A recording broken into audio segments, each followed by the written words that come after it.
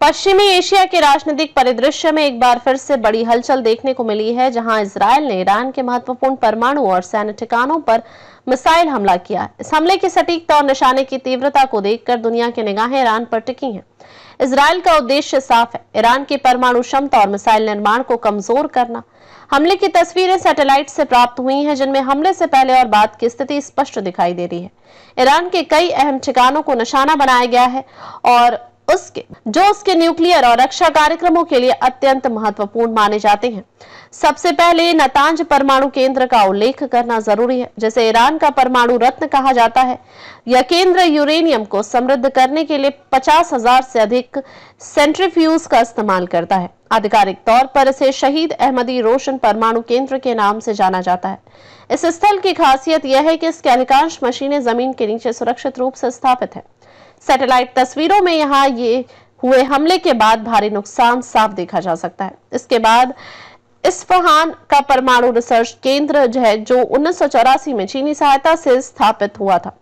यह ईरान का सबसे बड़ा वैज्ञानिक अनुसंधान केंद्र है, जिसमें करीब 3000 वैज्ञानिक कार्यरत हैं।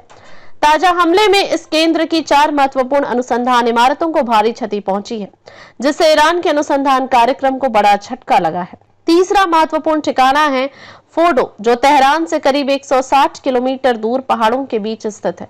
फोर्डो को ईरान का सबसे सुरक्षित परमाणु केंद्र माना जाता है। यहाँ 1000 से अधिक उच्च क्षमता वाले सेंट्रीफ्यूज यूरेनियम को 60% तक समृद्ध करने में सक्षम है। यह साइट खासतौर पर हवाई हमलों से बचाव के लिए डिजाइन की गई है, लेकिन इजरायल के हालिया हमले ने यहाँ भी भारी नुकसान किया है।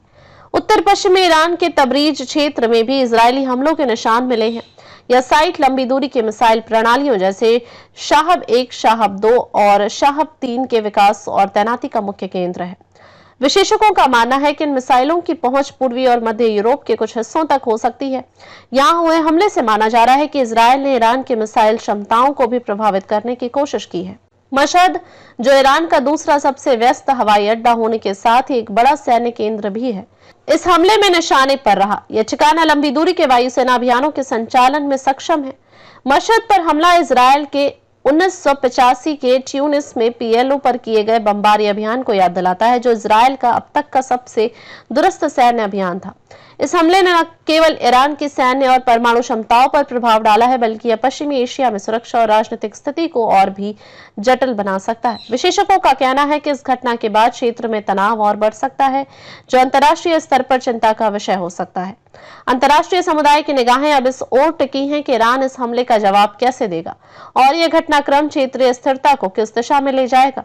इजरायल के इस हमले ने यह स्पष्ट कर दिया है कि वह ईरान की परमाणु महत्वाकांक्षाओं को किसी भी कीमत पर रोके रखना चाहता है। यह हमला केवल एक सैन्य कार्रवाई नहीं, बल्कि राजनीतिक रणनीति का भी हिस्सा माना जा रहा है, जो क्षेत्रीय ताकतों के बीच सत्ता संतुलन को प्रभावित कर सकता है। आने वाले समय में इस स्थिति पर नजर रखना बेहद जरूरी होगा, क्योंकि इससे न केवल क्षेत्रीय बल्कि वैश्विक सुरक्षा की स्थिति पर भी प्रभाव पड़ सकता है।